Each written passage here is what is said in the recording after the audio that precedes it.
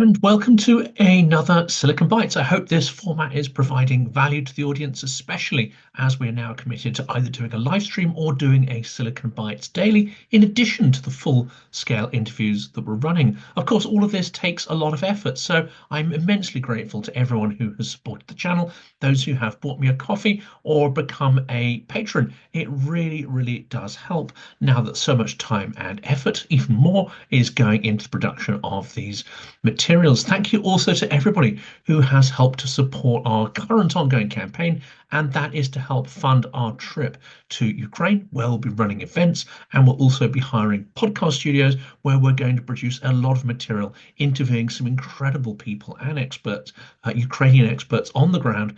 And of course, all that material will be made available on the channel for free without adverts embedded in them, which means we are immensely, immensely grateful to everyone who has supported that, and anyone who has the capacity to do so but hasn't done so yet, then please do take a look and see if you can help us make this a reality. Well, it's happening anyway. It'll just help us to not, let's say, max out the credit cards by doing it.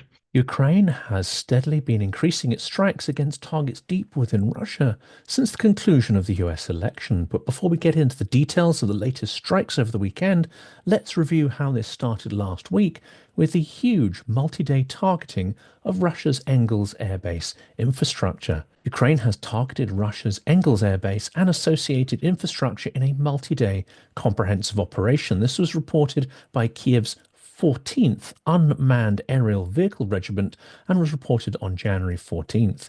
This unit is part of Ukraine's Unmanned Systems Forces. They claimed the attacks were intended to reduce the enemy's strategic aviation capabilities. It's also been reported, and footage on social media seems to attest to this, that they struck aviation fuel tanks at the Krystal oil plant used to supply Russian long-range bomber aircraft. We are doing our best to ensure that Engels fire crews, who have just put out the flames after the previous attack, are not left without work in the face of the increasingly difficult economic situation in Russia. This was the slightly ironic comment by the Ukrainian unit, and they were quoted in the Kyiv Independent, mocking Russia in this way. The attack also seemed to have targeted ammunition warehouses at the airbase, which store cruise missiles and glide bombs. Several explosions were heard in the area, according to local reports from Russian Telegram channels. Engels Air Base, also known as Engels 2, is home to the 184th Heavy Bomber Aviation Regiment and 121st Guards Heavy Bomber Aviation Regiment, and is located in the Saratov Oblast. That is over 750 kilometers from the Ukrainian border, and is regularly used to launch missiles at Ukrainian cities and civilian population centers.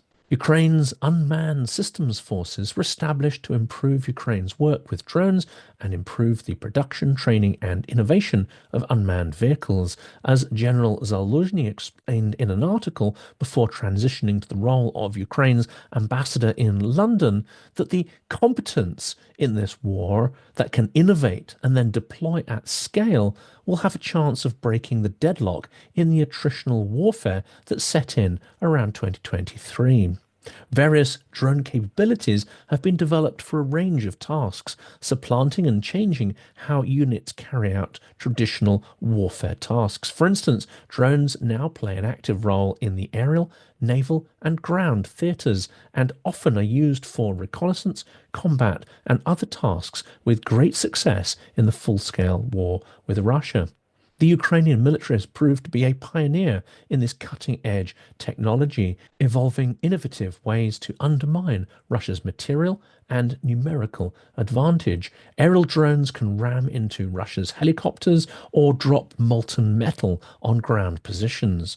Naval drones were a key component in upending Russia's dominance in the Black Sea, and more recently, Ukrainian maritime drones have achieved a world first by taking out aerial objects of the Russian armed forces. In the instance we're thinking, it was a helicopter.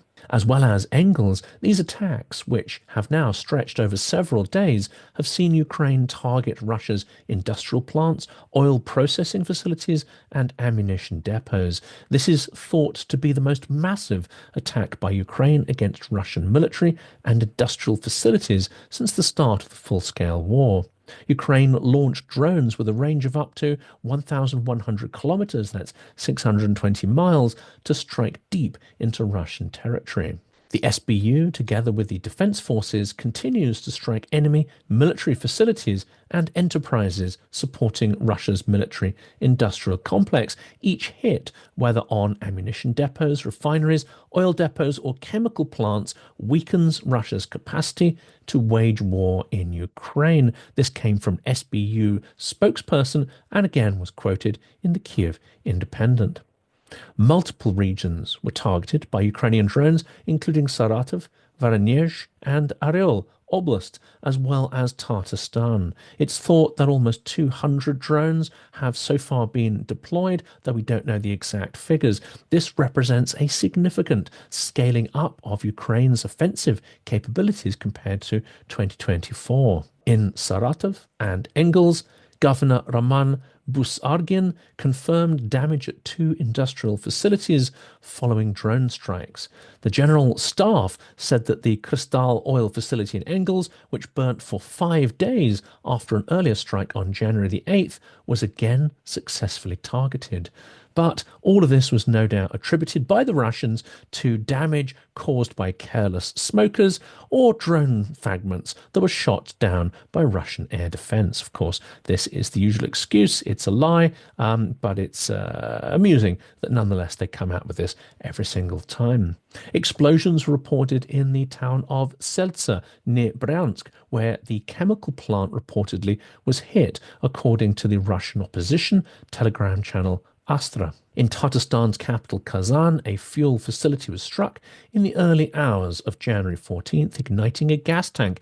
As always, Russian officials partially acknowledged the strikes, but claim they resulted in no significant damage, while the footage we're seeing from people's mobile phones on the ground suggests a very different picture and a tremendous level of Ukrainian success in these strikes. Well, we'll continue to cover this story and try to dig into the question of how successfully Ukraine has been able to scale up its drone testing, manufacturing, and deployment. Understanding this, I think, will be crucial in understanding the impact it may have on the tide of war through 2015, but also on strengthening Ukraine's hand ahead of any potential negotiation process.